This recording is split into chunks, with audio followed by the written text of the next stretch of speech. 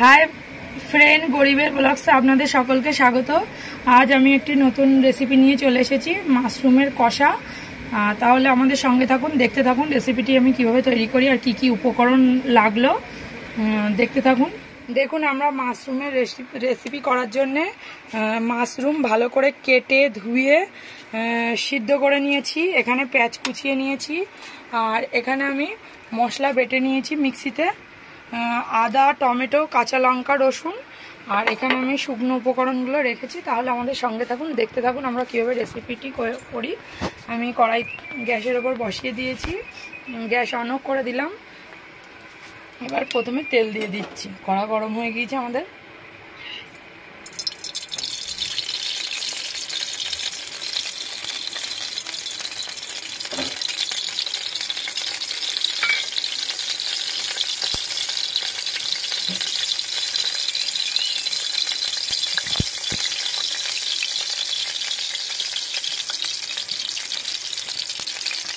আমি এখানে পরিমাণ মতন সরষের তেল দিয়ে দিলাম।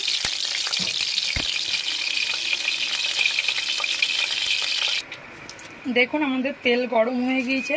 আমি প্রথমে একটা তেজপাতা আর শুকনো লঙ্কা দিলাম তেলের ওপরে,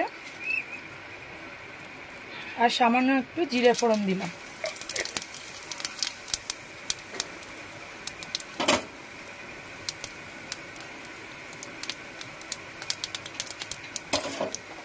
এবার আমি ফোড়নের ওপরে এই যে পেঁয়াজ কুচিয়ে রেখেছিলাম, এই পেঁয়াজটা দিয়ে দিচ্ছি।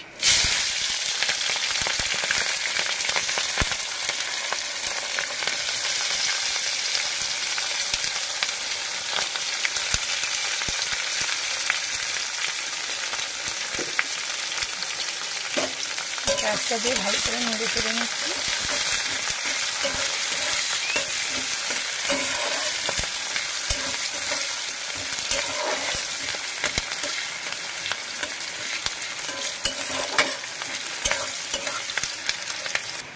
দেখুন, আমাদের পেঁয়াজটা ভালো করে ভাজা ভাজা মতন করে নিয়েছি, একটু হালকা ব্রাউন কালার মতন। এবার আমি আর মশলাগুলো দিয়ে দিচ্ছি। আগে থেকে মিক্সিতে করে রেখেছিলাম টমেটো, রসুন, কাঁচা লঙ্কা, আদা। আমরা আমাদের মাশরুমের পরিমাণ হিসাবে দিচ্ছি, আপনারা আপনাদের পরিমাণ মতনই দেবেন।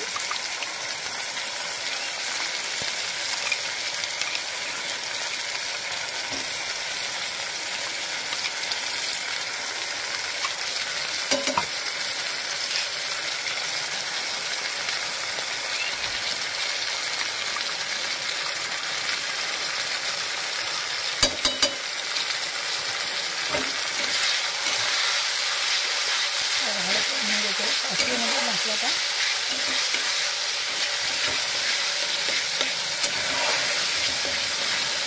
আর মাশরুমটা সিদ্ধ করার সময় কিন্তু একটু নুন দিয়ে সিদ্ধ করে নেবেন আগে থেকে।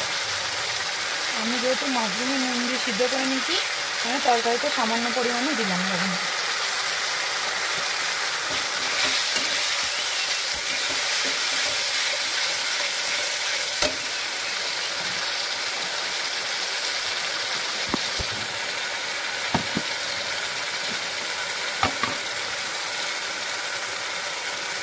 এবার আমি সামান্য পরিমাণে হলুদ গুঁড়ো দিয়ে দিলাম।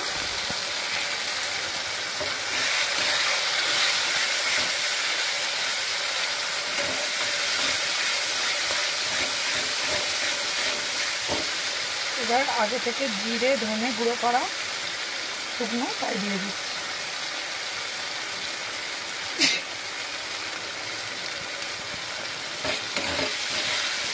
সব মশলা ভালো করে কষিয়ে নেব। আমাদের মশলাটা ভালো করে কষানো হয়ে গিয়েছে। এবার আমরা মাশরুমগুলো তুলে দিচ্ছি।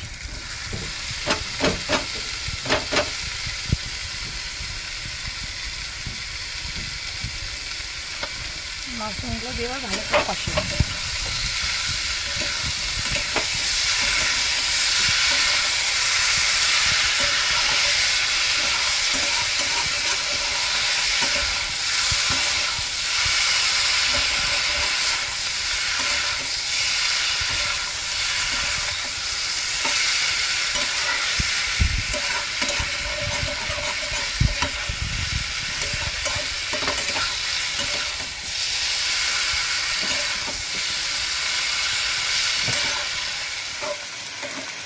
দেখুন আমাদের কষানো হয়ে গিয়েছে। এবার আমি একটু খুব সামান্য পরিমাণে একটু জল দিচ্ছি, এতে বেশি জল দিলে হবে না, আপনারা চাইলে নাও দিতে পারেন। আমি একটু সামান্য দিলাম মশলা দেওয়া জল,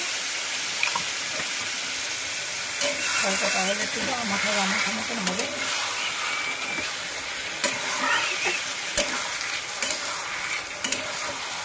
এবার আমি এই জলটুকু একটু টানিয়ে নেব।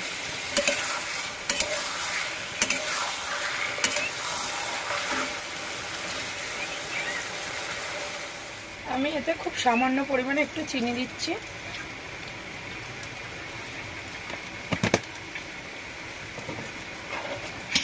দিয়ে এবার একটু ভালো করে নেড়ে নিচ্ছি। দেখুন আমাদের রেসিপিটি কিন্তু এরকম বেশ ঝরঝরে মতন হয়েছে।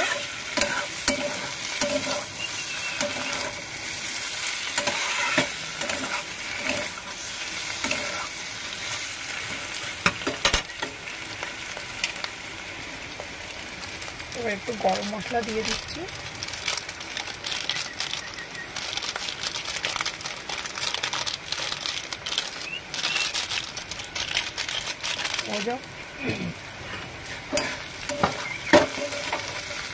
আমাদের রেসিপি হয়ে গিয়েছে, একটু নেড়ে চেড়ে নামিয়ে।